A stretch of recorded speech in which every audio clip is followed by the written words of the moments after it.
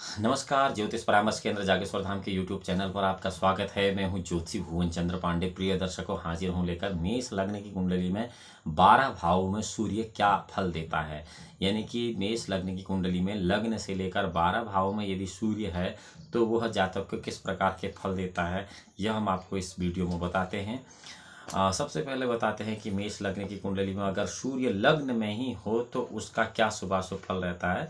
सूर्य शरीर स्थान में उच्च का होकर रहेगा मेष राशि में यहाँ पर, और अपने मित्र मंगल की राशि में बैठा हुआ होगा। इसके प्रभाव से जातक स्वस्थ शरीर होगा और मध्यम कद वाला होगा, स्वाभिमानी होगा, तेजस्वी होगा, तो परम विद्वान होगा। उसकी वाणी प्रभावशाली होगी, सब लोग उसे बड़े ध्यान से सुनेंगे, बड़े आदर से सुनेंगे, और उसमें संतान पक्ष की प्रबलता होगी। उसकी संतान भी बहुत उत्तम और अच्छी नौकरी वाली होती है, बुद्धिमत्ता होती है, साहस होता है, धैर्य, शक्ति, व्यवहार, कुशलता, महत्वाकांक्षा आदि गुण जातक को ऐसा बना देते हैं लग्न में मेष राशि के सूर्य के होने से। परंतु स्त्री, व्यवसाय, स्वास्थ्य और झगड़े झंझट के घर में सप्तम भाव में सूर्य की नीच दृष्टि इसमें पड़ती है, तो इसलिए जातक को दाम्पत्य जीवन में कमी प्राप्त होती है और क्लेश प्राप्त होता है। इसी प्रकार अपनी जीविकापार्जन के क्षेत्र में भी अनेक प्रकार की कठिनाई का सामना उसे करना पड़ता है। ऐसे सूर्य वाले जातक को की पत्नी को भी पारिवारिक जीवन में कष्ट होता है और इनके मन मुताबिक कुछ ज़्यादा जीवन इनका चल नहीं पाता है। और इसी प्रकार यदि द्वितीय भाव में मेष लग्न की कुंडली में वृष राशि में सूर्य हो तो सूर्य इस धन स्थान में अपने शत्रु शुक्र की राशि पर बैठा होगा, और इसके प्रभाव से जातक को आर्थिक मामलों में कठिनाइयों का सामना करना पड़ेगा। द्वितीय भाव कुटुंब, रत्न, बंधन आदि का भी है, तो इस भाव में शत्रु क्षेत्री सूर्य की स्थिति के कारण जातक को संतान पक्ष में बाधाएं आएंगी और विद्या अध्ययन में भी उसे नाना प्रकार का कष्ट रहेगा। उसकी शिक्षा भी उतनी अच्छी नहीं होती है जितना कि वह चाहता है। और द्वितीय भावस्थ वृष राशि शुक्र सूर्य अपनी पूर्ण दृष्टि से आयु, मृत्यु और पुरातत्व के भाव अष्टम भाव को देखता है। तो ऐसी स्थिति में वहाँ पर वृश्चिक राशि है जो उसकी अपने मित्र मंगल की राशि है, तो इसलिए जातक वृश्चिक राशि को देखने से दीर्घायु हो जाता है। उसके बुद्धि बल और पुरातत्व में वृद्धि होती है। पुरातत्व अर्थात उसे माता पिता का धन या गड़ा हुआ धन बार बार प्राप्त हो जाता है। ठीक इसी प्रकार यदि मेष लग्न की ही कुंडली में सूर्य तीसरे घर में किसी जातक की जन्म कुंडली में बैठा है तो ऐसा जातक अपने मित्र बुध की राशि पर सूर्य के बैठने से इसके प्रभाव से जातक को विद्या एवं बुद्धि के बल का विशेष रूप से ताकत प्राप्त होती है और पराक्रम की उसकी वृद्धि होती है। सूर्य सातवीं दृष्टि से भाग्य और धर्म भाव में इन नवे भाव पर भी अपनी पूर्ण दृष्टि डालता है, तो ऐसे में इसके मित्र गुरु का जो नवा घर है जातक को भाग्यशाली, धर्मात्मा और दानी तीर्थ यात्रा करने वाला बना देता है। ठीक इसी प्रकार अपनी बुद्धि तथा पराक्रम के बल पर ऐसा जातक ईश्वर आराधन और धर्म कर्म करने वाला हो जाता है। इसके बाद अगर सूर्य जहाँ से अपनी पूर्ण दृष्टि से तीसरे स्थान पर गर्म स्वभाव वाला अगर कोई ग्रह बैठा है तो अत्यधिक शक्तिशाली हो जाता है। जैसे मंगल है, इस सूर्य जातक को अत्यंत प्रभावशाली व्यक्ति बना देता है, उसकी वाणी में भी तेजी लाता है। और तीसरा स्थान भाई का है तो जातक अपने भाइयों और संतान से भी सुख प्राप्त करता है। ऐसी स्थिति में जिस जातक का जन्म मेष लग्न में हुआ है और यदि उसके चौथे भाव में कर्क राशि में सूर्य है तो यहाँ पर सूर्य चौथे माँ, सुख, संपत्ति, भूमि, ग्रह आदि के भाव में अपने मित्र चंद्रमा की राशि में बैठने से इसके प्रभाव से जातक को भूमि का, मकान का, विविध प्रकार के सुखों का उपभोग कराता है और उसे विद्या का विशेष लाभ कराता है। सूर्य के प्रभाव से जातक के मस्तिष्क में कुछ तेजी रहती है, परंतु चंद्रमा की राशि होने के कारण उस पर शांति का अधिकार भी बना रहता है। ऐसा जातक सब कुछ जानते हुए भी कुछ नहीं करने की स्थिति में आ जाता है। सूर्य अपनी सातवीं पूर्ण दृष्टि से अपने शत्रु शनि की राशि को दशम भाव को देख लेता है यहाँ से, इसलिए जातक को अपने पिता से वैमनस्य होता है। राज्य के संबंध में कुछ उदासीनता होती है, विफलता होती है और ऐसा अनुभव उसे बार बार होता रहता है। परंतु सूर्य की ऐसी स्थिति वाला जातक कुल मिलाकर सर्वत्र थोड़ा बहुत सम्मान अवश्य समाज में प्राप्त कर लेता है। इसी प्रकार मेष लग्न में यदि पांचवें भाव में सूर्य मेष लग्न की कुंडली में स्थित है तो सूर्य पांचवें भाव, विद्या के भाव, बुद्धि के भाव, संतान के भाव में स्वक्षेत्री अगर होकर वहां पर बैठ जाता है तो इसके प्रभाव से जातक अत्यंत विद्वान हो जाता है, बुद्धिमान हो जाता है, प्रभावशाली हो जाता है, वाणी का धनी हो जाता है और अपने संतान पक्ष की शक्ति का उपयोग करके सुखी जीवन व्यतीत करता है। इस जातक को एक अत्यंत प्रतापी पुत्र की प्राप्ति हो जाती है। पंचम स्थान का सूर्य अपने शत्रु शनि की राशि एकादश भाव कुंभ राशि को देखता है तो ऐसे जातक की आमदनी में अनेक प्रकार की रुकावटें होती है, उसका व्यवसाय उतना अच्छा नहीं चल पा रहा है, उसे धनोपार्जन के लिए विशेष प्रयत्न करना पड़ता है। ऐसी स्थिति वाला व्यक्ति अपने लाभ के लिए कुछ गलत काम भी कर लेता है और उसके कारण सफलता प्राप्त भी करता है। वह बुद्धि में अन्य लोगों के सापेक्ष अपने को कमज़ोर समझता है, यदि भी वह उतना कमज़ोर बुद्धि के मामले में होता नहीं है, ये हीन भावना उसके अंदर आ जाती है। इसी प्रकार छठे भाव में यदि मेष राशि की, मेष लग्न की कुंडली में छठे भाव में सूर्य बैठा है तो ऐसी स्थिति में होता क्या है कि छठे शत्रु, रोग और ऋण के घर में जब सूर्य बैठता है तो अपने सामान्य मित्र बुध की राशि पर वहाँ पर होता है और ऐसा जातक विद्याधन के समय बहुत कठिनाइयाँ पैदा करता है। ऐसे लोगों की प्रारंभिक, माध्यमिक या उच्चतर शिक्षा में बहुत कठिनाई होती। कई बार यह माध्यमिक शिक्षा तक भी, मध्यम शिक्षा देने से भी इनकार कर देता है ऐसा ग्रह। अतः जातक को विद्याधन के लिए कठिनाइयाँ तो होती हैं, परंतु छठे स्थान पर बैठा हुआ उष्ण स्वाभाविक ग्रह अत्यंत शक्तिशाली माना जाता है।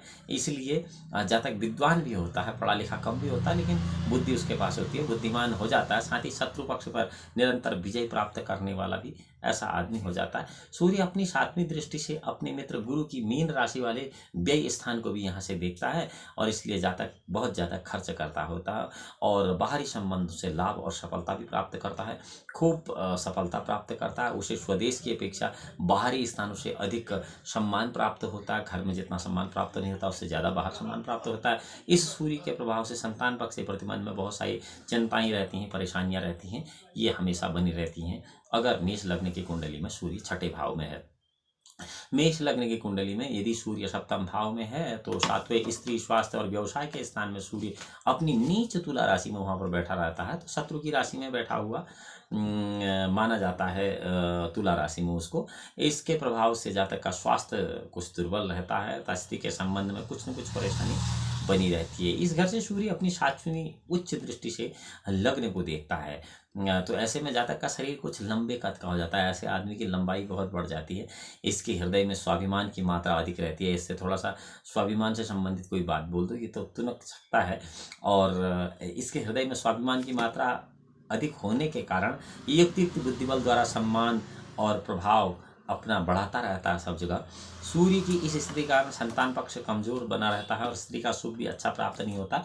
जीवन यापन के मार्ग में निरंतर कठिनाइयाँ आती है। विद्या के क्षेत्र में भी बहुत सारी समस्याएं आती हैं। इसका यदि पिता की जन्म कुंडली में सूर्य की स्थिति ठीक नहीं है तो फिर ऐसे जातकों को विद्या अध्ययन में भी बड़ा कष्ट होता है। 8वें भाव में यदि सूर्य है मेष लग्न की कुंडली में और यह मेष लग्न की कुंडली में 8वें भाव में सूर्य है तो 8वां घर जो है मृत्यु का है, आयु का है, व्याधि का है, चिंता का है, पुरातत्व का है।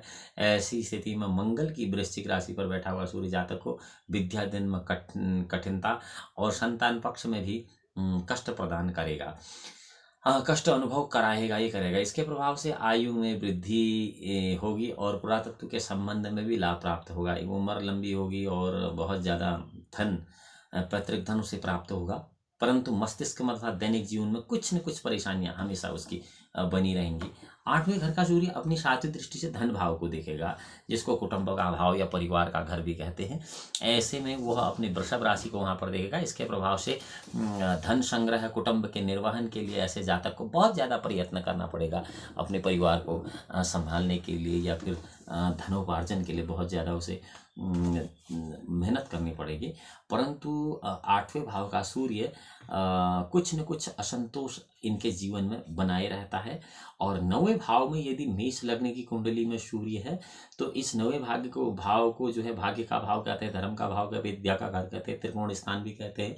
सूर्य के यहाँ पर बैठने से क्या होगा कि सूर्य अपने मित्र गुरु की राशि में बैठा होगा वहाँ पर और इसके प्रभाव से जातक को श्रेष्ठ बुद्धि मिलेगी, श्रेष्ठ विद्या होगी और ज्ञान की प्राप्ति होगी, भाग्यशाली होगा, यशस्वी होगा। होगा, दयालु होगा, तीर्थयात्री होगा, दानी होगा तथा भाग्य तथा उन्नति के क्षेत्र में उसे निरंतर सफलताएं मिलती रहेंगी। वहाँ जहाँ पर भी किसी काम को करने का प्रयास करेगा वहीं पर भी वो किसी भी कार्य में सफल हो जाएगा, चाहे नौकरी करे, चाहे व्यवसाय करे, चाहे लाइजनिंग का काम करे, चाहे कुछ भी काम करे।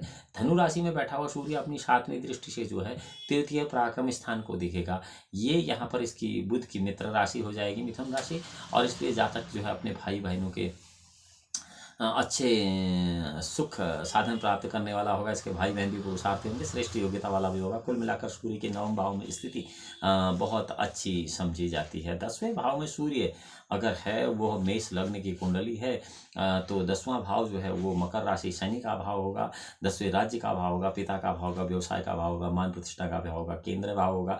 अपने शत्रु शनि की मकर राशि पर अगर सूर्य वहाँ बैठ गया तो ऐसा जातक को पिता, व्यवसाय, नौकरी एवं मान प्रतिष्ठा के क्षेत्र में सभी प्रकार से कष्ट आएगा। ऐसा जातक विदेशों की भाषा तथा राजभाषा का अच्छा जानकार होता है। अंग्रेजी का जानकार ऐसा बहुत ज़बरदस्त आदमी होता है जिसके 10वें भाव में सूर्य होता है। ऐसी गृह स्थिति वाला जातक जो होता है अत्यंत क्रोधी होता है, उसका गुस्सा बहुत ज़्यादा आता है और अहंकारी भी होता है, असहिष्णु भी होता है। ये स्वभाव उसका बन जाता है। मकर राशि स्थित सूर्य अगर अपनी पूर्ण दृष्टि से चतुर्थ भाव में कर्क राशि को देखेगा तो चौथा भाव जो है माँ का है, सुख का, भूमि का।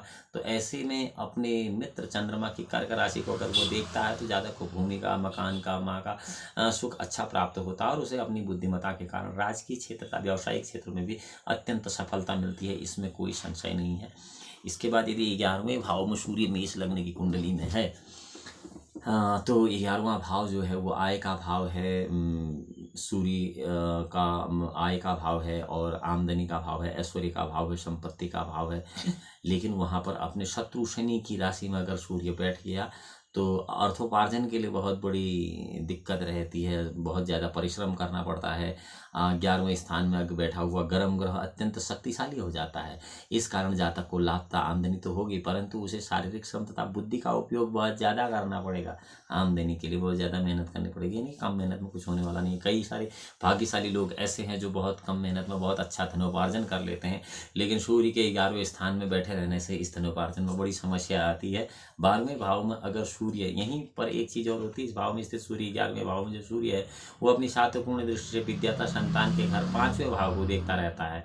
और ये यहाँ पर 5वें भाव में सूर्य की सिंह राशि है, जातक विद्या बुद्धि संतान की विशेष शक्ति प्राप्त कर लेता है एक तरफ से, क्योंकि वहाँ सिंह राशि में अपनी ही स्वराशि पर उसकी पूर्ण दृष्टि होती है। वो अपने स्वार्थ साधन के लिए कटु वचनों का प्रयोग करके भी लाभ उठा सकता है, यानी कि किसी के साथ गाली गलौज करने वाले ऐसे लोग बहुत ज़्यादा हो जाते हैं। 12वें भाव में जिसको कि हानि का भाव कहते हैं, दंड का भाव कहते हैं, रोग का भाव कहते हैं, वहाँ पर अपने मित्र बृहस्पति की मीन राशि में अगर सूर्य कभी किसी जातक की जन्म कुंडली में बैठ गया तो इससे क्या होता है, बाहरी संबंधों से अच्छा संबंध, बाहरी लोगों से अच्छा संबंध बना देता है सूर्य, खर्च की अधिकता बना देता है। इसलिए जातक को अपना खर्च चलाने के लिए बुद्धि बल का बहुत ज़्यादा उपयोग करना पड़ता है। संतान पक्ष के लिए चिंता और हानि का योग भी इसमें उपस्थित रहता है। इस स्थिति में 12 भाव से सूर्य जो है अपनी सातपूर्ण दृष्टि से 6ठे भाव को देखता है। 6ठे भाव में वहाँ पर बुध की कन्या राशि स्थित रहती है जो कि सूर्य की मित्र राशि है, तो इसलिए जातक जो है शत्रु पक्ष पर विजय प्राप्त कर लेता है और निर्भय रहता है, परंतु उसे मानसिक चिंताओं का शिकार हमेशा बना रहना पड़ता था। लाभ के पक्ष में उसे कमजोरी रहती है। प्रिय दर्शकों, यह तथा सूर्य का मेष लग्न में 12 राशियों में या 12 भाव में फल। अगली वीडियो में हम आपको बताएंगे कि सूर्य यदि वृष लग्न में है या फिर मेष लग्न में ही चंद्रमा के 12 भाव में क्या फल होंगे। और तब तक, जब तक कि हम अगली वीडियो में आते हैं, भगवान भोलेनाथ आपका परम कल्याण करें। तब तक के लिए नमस्कार।